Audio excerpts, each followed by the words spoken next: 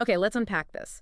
Imagine a time when the natural world wasn't just a collection of things, but felt more like a living, breathing text, you know, Yeah. written by some divine hand. Right, like every leaf, every stone, every creature held a clue. Exactly, a hidden message about its very essence, its purpose. Ancient people looked at the shapes and forms in nature and they saw deep, well, symbolic meaning there. They weren't just passively observing, they were actively trying to decipher it, Yeah. to read its secret language. Right. And for this deep dive, we have a truly unique source text. It's a text exploring a historical concept through a very unusual lens specifically, a foreword written by an ancient being, a worm or dragon called Zoran. Yes, Zoran, who, as the source describes him, has watched humanity for millennia, seen our history unfold from a, well, vastly different timescale. Exactly. So our mission today, guided by Zoran's perspective from this source, is to dive into something called the doctrine of signatures. We want to understand what it was, why it held such sway for centuries, and maybe what this older way of knowing reveals about human understanding itself, both then and perhaps now. Zoran does seem to hint that modern science, for all its precision, might have lost touch with something important these older traditions captured. It's about stepping into a worldview that's profoundly different from our own, isn't it? With this ancient non-human observer as our initial guide. And quite a guy. Yeah. Let's start with that dragon's view on humanity, as described in the source. Zoran looks at us and sees us as ephemeral sparks, just sentient dust motes clinging to this fleeting sphere. It's a humbling perspective. From his viewpoint, he sees our constant striving, this grasping for understanding, our effort to bind the boundless chaos of existence into neat, discernible patterns, trying to etch meaning onto everything. He's watched countless human endeavors, empires rise and crumble, philosophies blaze and fade. What was once seen as absolute truth proclaimed and then refuted again and again over ages. And he uses this really powerful analogy for that core human drive, that quest for knowledge. He calls it a ceaseless, churning hunger. A hunger. Yeah, he compares it to a fire. He acknowledges it's smaller than my own, he says, but he emphasizes it's just as relentless. No matter how fleeting we seem to an ancient dragon, that drive to know is fundamental. That perspective really sets the stage for understanding why something like the doctrine of signatures could take root and, well, flourish. So let's unpack what this doctrine actually was based on the source. Okay. At its core, the source describes it as a grand, sweeping notion.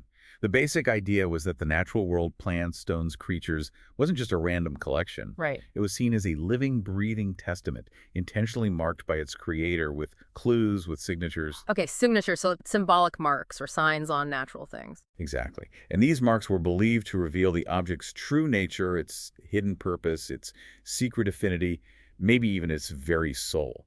Essentially, the look of a natural thing was a sign of what it was for, particularly for humans. Like those classic examples the source brings up. A walnut looks kind of like a human brain, right? With the folds. So, according to the doctrine, that shape was a signature. It suggested its use for the mind, for head ailments, brain issues. Or a leaf shaped like a heart. That form was seen as a sign the plant could help the heart, maybe even metaphorically, mend a broken heart. The visual similarity was read as a divine clue to its function. And the source really contrasts this sharply with our modern approach. Zoran notes this doctrine has been cast aside by your modern sharp-edged sciences, often just called superstition or quaint folk belief. Because modern science tends to approach nature by, well, dissecting it, quantifying it, reducing the universe to its component parts. Yeah, breaking it down. As Zoran puts it, modern science dissects, quantifies, reduces the universe to its smallest, most sterile components. And in that process, he suggests, it can sometimes overlook the profound, intuitive leap, maybe even the sheer poetry that guided understanding in these older ways. That's a really interesting point. And Zoran makes another observation about belief itself, which I found fascinating. He notes that while someone's belief, based on this doctrine, say, about a plant's healing power from its shape might not always change the outer world, Right. he says it undeniably shapes their inner one. Its power, he says, is not so easily dismissed. It's a good reminder, isn't it? Belief has a real impact on our subjective experience, regardless of the objective facts. What's really cool is that the source doesn't just define the doctrine. It promises to get into why this idea was so widely believed for so long. It wasn't just random folk stuff. Exactly. The source talks about digging into the intricate threads of philosophical thought. Around at the time, things like Neoplatonism, Hermeticism, Kabbalah. These weren't just niche ideas. They were part of the intellectual air people breathed, which made such a notion not only plausible, but profound, as the source puts it. And what was it about those traditions or that whole context that made the doctrine of signatures seem logical? Well, often these traditions viewed the cosmos as deeply interconnected, full of layers of symbolic meaning. They saw parallels, correspondences between the heavens, the earth, the human body. Everything was linked. Ah, okay. So the idea that a creator would embed symbolic signatures in nature reflecting these connections would feel, well, almost obvious within that framework. Precisely.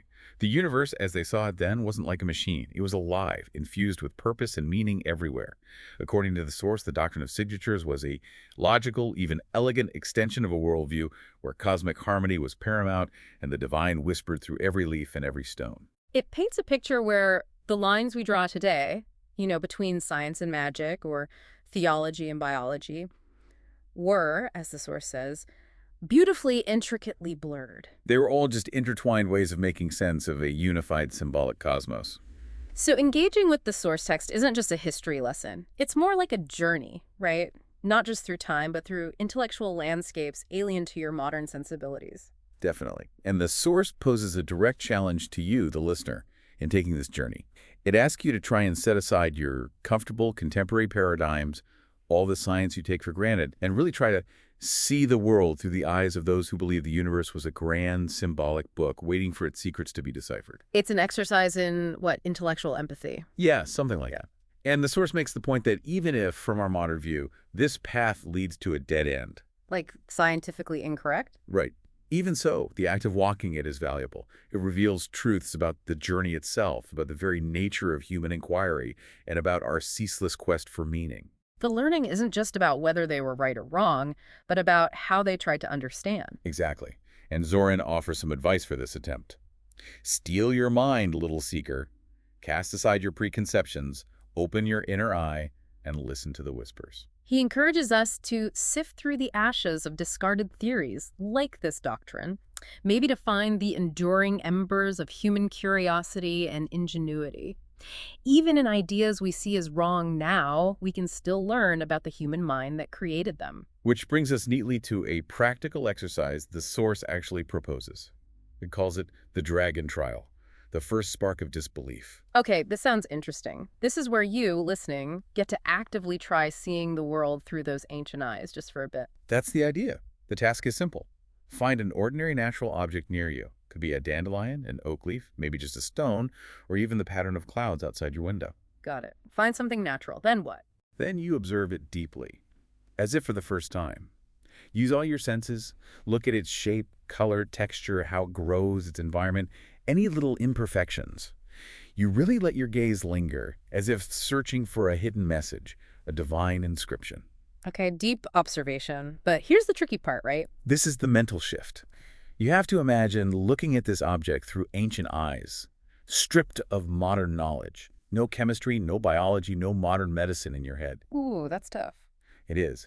And based only on what its form and appearance suggest, you ask the kind of questions someone believing in the doctrine might have asked. What signature does it seem to hold?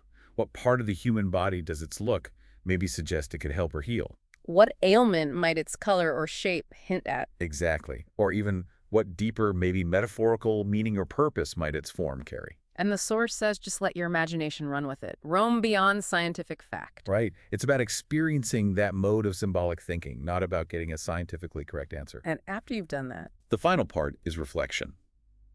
How hard or easy was it for you to set aside your modern knowledge? What did that feel like? Yeah. What does that difficulty or maybe ease tell you about how powerful our ingrained ways of thinking are?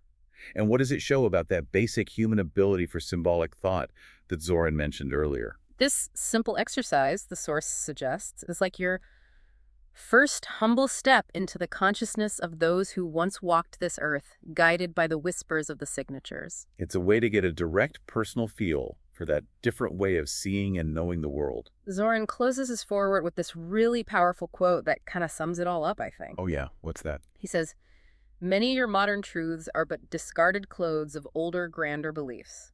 Learn to see the pattern in the patchwork, for even in worn fabric, the original design can whisper its tale. Wow.